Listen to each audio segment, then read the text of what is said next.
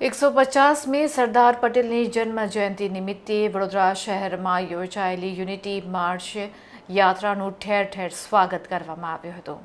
Unity March યાત્રા સેવાસી ખાતે નીકળી સેવાસી ચેકપોસ્ટ થઈને ગોત્રી ખાતે પહોંચી હતી. ત્યારે આ યાત્રાનું સ્વાગત ઠેર ઠેર કરવામાં આવ્યું હતું, જેમાં ગોત્રી ખાતે યશ કોમ્પ્લેક્સ ખાતે વોર્ડ નંબર 8 સંગઠન ટીમે ભવ્ય સ્વાગત કર્યું હતું.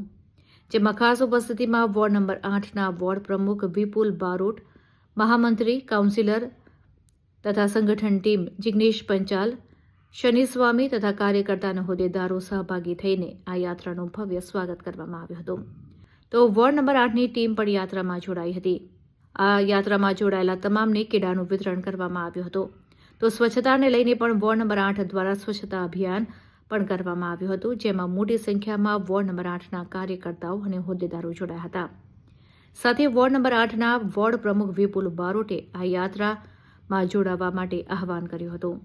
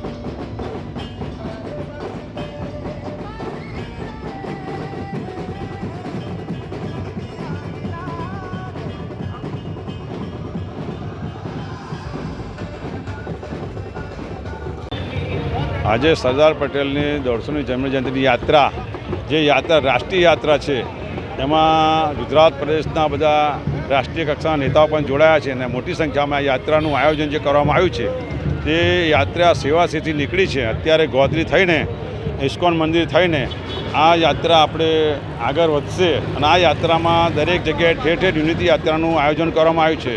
તેમાં દરેક સર્વ જ્ઞાતિઓના તેમજ સંસ્થાઓ તરફથી મોટી સંખ્યામાં ઊભા રહી અને આ યાત્રાનું સ્વાગત કરી રહ્યા છે. ત્યાં અમે જોવા જઈએ તો વોર્ડ નંબર 8માં પ્રમુખ મંત્રી અને સંગઠન તેમજ જે વોર્ડના સૌ કાર્યકર્તા મિત્રો સાથે અને સાથે સ્કૂલના સૌ શિક્ષક મિત્રો સાથે જોડાઈ અને આ યાત્રાનું સ્વાગત કરવા માટે આ આયોજન કરવામાં આવ્યું છે. અને આ યાત્રાનું મુખ્ય ધ્યેય એક કરવાનું છે અને આખા રાષ્ટ્રને જોડવાનું છે. સરદાર વલ્લભભાઈ લોહ પુરુષ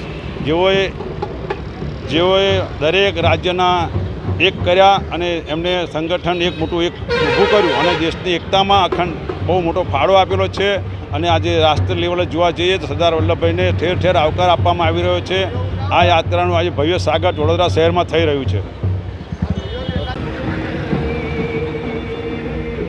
આજ રોજ અખંડ ભારતના ઘડવૈયા, જેમને એક ભારત શ્રેષ્ઠ ભારત બનાવ્યું એવા લોહ પુરુષ, જેમનું અખંડ ભારતના નિર્માણમાં અમૂલ્ય અતુલ્ય યોગદાન છે, એવા લોખંડી પુરુષ શ્રી સરદાર વલ્લભભાઈ પટેલજીની 150મી જન્મજયંતિ નિમિત્તે રાષ્ટ્રીય પદયાત્રાનું જે ભવ્ય આયોજન થયું છે સમગ્ર ભારતમાં, આજે સરદાર વલ્લભભાઈ પટેલજીનું જન્મજયંતિની ઉજવણી ઠેર ઠેર થઈ રહી છે.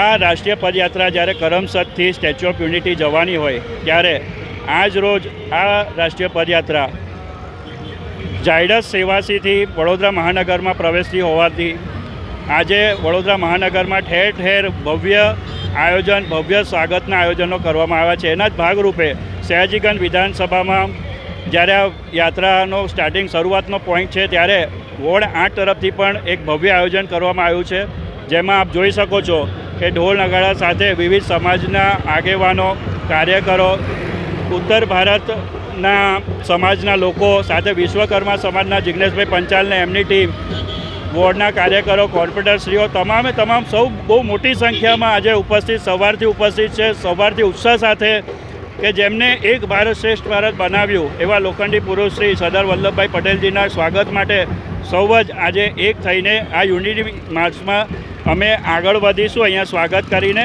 આ યુનિટી માર્ચ સાથે અમે સર્વે કાર્યકરો જોડાઈશું અને આપ સર્વેને પણ, વડોદરા મહાનગરના સર્વ લોકોને આ યાત્રામાં જોડાવા માટે હું અપીલ કરું છું. જય સરદાર, આપણા સૌના સરદાર. ભારત માતા કી જય. વંદે ભારત માતરમ.